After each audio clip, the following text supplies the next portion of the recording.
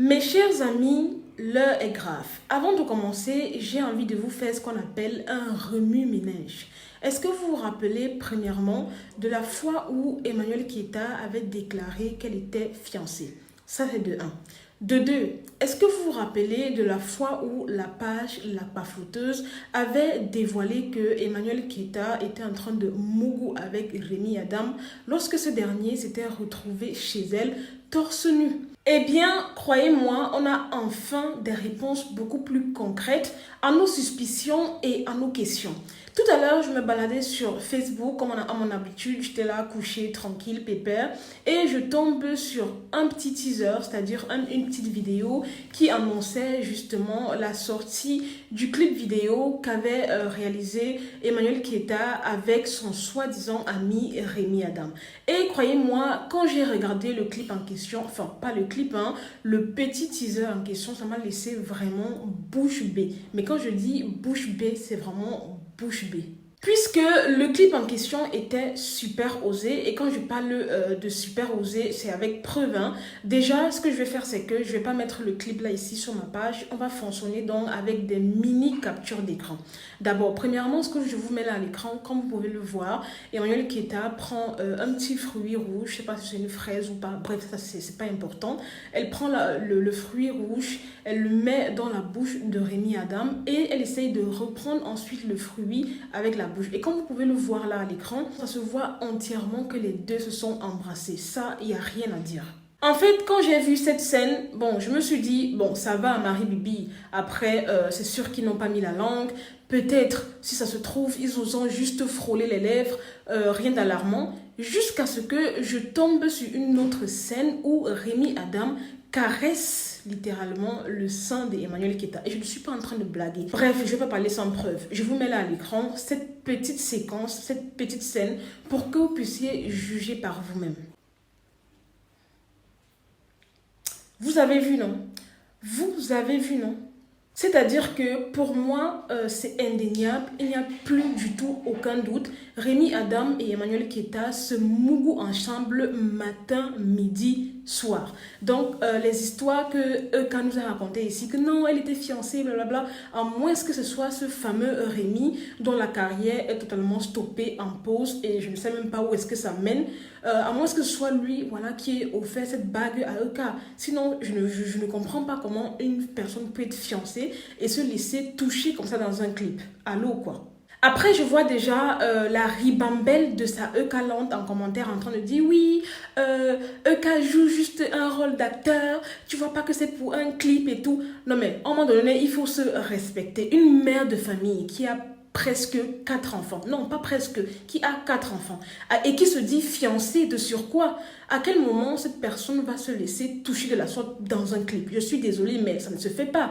Regardez par exemple tous les clips où Emma Loès a eu à figurer en tant que, je sais pas moi, personnage principal, que ce soit le clip de Apuchu, le clip de Yodé et Siro et tous les autres clips, le clip de VG Dream. Est-ce que vous avez déjà vu à un moment donné où Emma Loès se laisse toucher n'importe comment? Non, on appelle ça du professionnalisme et aussi respecter son corps, ses enfants, ses fans et sa famille. En gros, pour moi, c'est tout simplement honteux pour cette dame.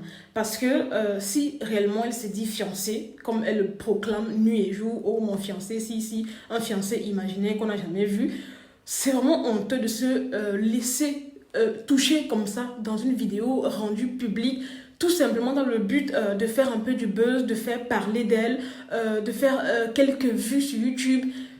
C'est malheureux, d'autant plus que l'on le sait, la chanson elle va même pas aller loin, même 1 million de vues vous n'allez pas atteindre en fait. Donc c'est pour ça que moi personnellement j'ai toujours dit que Emmanuel Keita fait des choses sans réfléchir.